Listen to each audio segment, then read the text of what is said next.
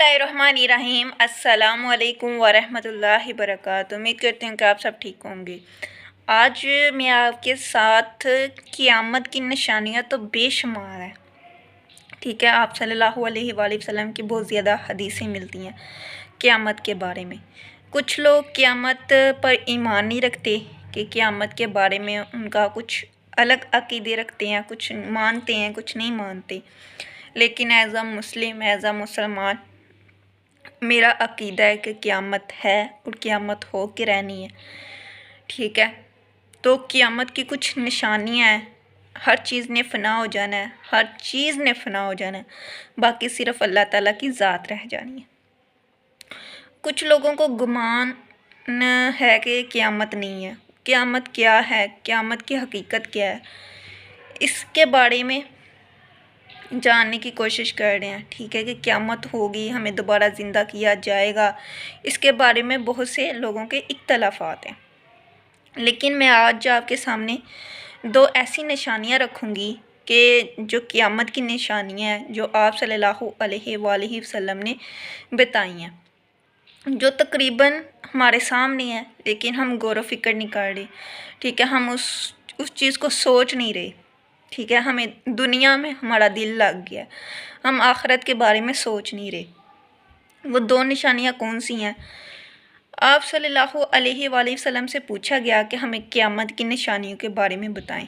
आप सल्लल्लाहु अलैहि वसल्लम ने फरमाया कि क़यामत की निशानियाँ तो बेशुमार हैं, जिनमें से मैं दो बताने लगी, जिसमें से आप सल्लल्लाहु अलैहि वसल्लम ने दो बताई, तो वही दो मैं आपके साथ शेयर करने लगी हूँ, ठीक है। आप गौर कीजिएगा, ज़ाहिर है हर इंसान को गौर व फ़िक्र करने की ज़रूरत है। पहली निशानी कौन सी है कि वो माएँ ऐसी औलाद जनेंगी, ऐसी लड़कियां जनेंगी कि वो अपनी माँओं पर सरदारी करेंगी।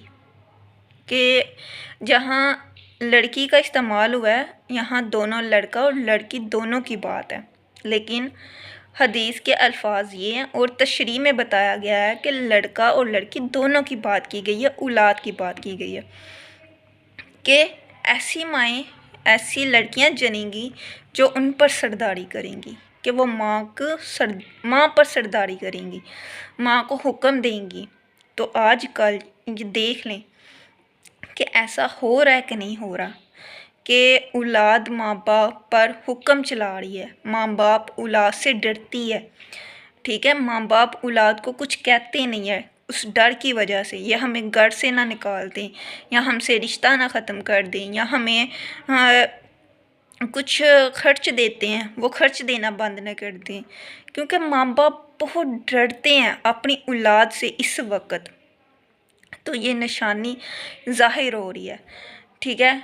तो अल्लाह ताला हमें इस चीज़ से बचाए, इस जो निशानी आपसे सल्लल्लाहु अलैहि वसल्लम ने बताई है उस चीज़ से हमें बचाए, ठीक है। हम कभी भी अपने माँ बाप के साथ ऐसा सलूक ना करें, हम हमेशा अपने माँ बाप के साथ हुस्न सलूक के साथ आएँ, उस हुस्न सलूक के साथ पेश आएँ। हमेशा हमारे माँ बाप हम पर सरदार रहें, हम उन पर सरदारी ना करें, क्योंकि ये क़यामत की निशानी है। तो आप सल्लल्लाहु अलैहि वसल्लम ने फरमाया तो सच फरमाया, तो ये हो रहा है। मैंने ऐसे ऐसे वाक़यात सुनी हैं, ऐसी ऐसी कहानियाँ सुनी हैं कि बेटी ऐसा माँ बाप के साथ कर रही है, कोई बेटा है वो अपने माँ बाप के साथ कर रहा है। तो मैं जब ये हदीस पढ़ रही थी, जब मैंने सुना कि ये क़यामत की निशानी है, तो मैं कहा हाँ वाकई ये सच हो रहा है। दूसरी निशानी कौन सी है? आप सल्लल्लाहु अलैहि वसल्लम की हदीस है कि आप सल्लल्लाहु अलैहि वसल्लम ने फरमाया कि मेरी उम्मत पर एक ऐसा वक़्त आएगा कि लोग बेलबास हो जाएंगे, बेलबास, कि उनका लिबास तंग हो जाएगा, उनके छोटे छोटे लिबास, उनका बदन नज़र आने लगेगा। ये भी क़यामत की निशानी है कि नंगे बदन, ये भी क़यामत की एक निशानी है कि लोग नंगे बदन हो जाएंगे। तो आप देखिए हमारी ख़वातीन, ऐसा मैं भी लड़की हूँ, मैं भी औरत हूँ, ठीक है, लेकिन हमारा लिबास छोटा सा छोटा होता जा रहा है, वो तंग से तंग होता जा रहा है। शरीयत में, इस्लाम में लिबास खुला पहनने, ढीला पहनने का कहा गया है, इजाज़त दी गई है कि आपका लिबास ढीला हो, खुला हो। लेकिन जिस तरह हमारा लिबास हमें बताया गया, हम उसके उल्ट चल रहे हैं।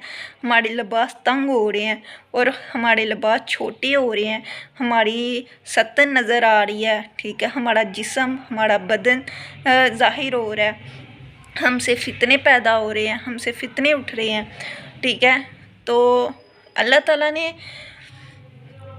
अपने नबी के ज़रिए बताया कि मुसलमानों मर्दों के लिए जो फितना है, ठीक है, मर्दों के लिए जो फितना है वो औरत है। तो औरत को फितना कहा गया है, लेकिन कुछ चीज़ें ऐसी ऐसी हैं कि जहाँ से औरत को बचाने के लिए, राहत के लिए, रास्ते के लिए हमें बहुत बहुत ज़्यादा रहनुमाई की गई है। लेकिन हम समझती हैं कि ये हमारे लिए कैद है, हमारे लिए हमें बेड़ियाँ डाली जा रही हैं, हमें शरीयत की बेड़ियाँ डाली जा रही हैं, तो हम नहीं ये करेंगी। लेकिन शरीयत जहाँ आपको रोकती है ना, हमें जो भी मेरी बहन सुन रही है उस तक मेरी वीडियो पहुँचे या ना शायद ना पहुँचे, तो जो भी सुन रही है, अगर शरीयत ने आपको कहीं किसी भी जगह से रोका है, यहाँ से रुक जाओ, यहाँ ऐसे नहीं, ऐसे होना चाहिए, तो आपके फ़ायदे के लिए है, वो आपके लिए है, आपकी इज़्ज़त की हिफाजत के लिए, आपकी आबरू की हिफाजत के लिए, वो आपको हर तरफ से इस्लाम ऐसा वाहिद मज़हब है जो औरत को चारों तरफ से हिफाजत देता है, चारों तरफ से उसकी हिफाजत का ऐलान करता है, चारों तरफ से उसे हकूक़ देता है, चारों तरफ से उसकी इज़्ज़त की, आबरू की हिफाजत करता है, ठीक है। जो इस्लाम को समझते हैं, जो दीन को पढ़ते हैं, वो जो दीन को बड़े गौर और अपने दिल में समा लेते हैं ना, मैं कहती हूँ वो दीन वो किसी गैर महरम की तरफ नज़र डाल के देखेगा भी नहीं, चाहे वो लड़का हो चाहे वो लड़की हो। अगर उसने अपने दीन को समझा, उसने अगर अपने कुरान जो कुरान अल्लाह ताला का किताब है उसको समझा होगा, तो वो किसी की बहन की तरफ गंदी नज़र नहीं उठा के देखेगा। और जिस बहन ने कुरान को समझा होगा वो किसी नामहरम की तरफ अपनी गंदी नज़र उठा के नहीं देखेगी। हम कुरान से दूर हैं, हम कुरान को समझना होगा, कुरान को इस तरह समझना होगा कि वो हमारी रूह में उतर जाए। जिस तरह सहाबा कराम की तरह उन्हें बताया जाता था कि ये आयत आ गई है इनके बारे में, तो उनके आँखों से आंसू जारी हो जाया करते थे। तो इसी तरह जब हम कुरान पाक को समझेंगे, हर चीज़ हमारे दिल में उतर जाएगी, तो हमारा आँखें भी पाक हो जाएंगी, हमारी रूह पाक हो जाएगी, हमारा जिस्म पाक हो जाएगा, हमारी नफ्स पाक हो जाएगी।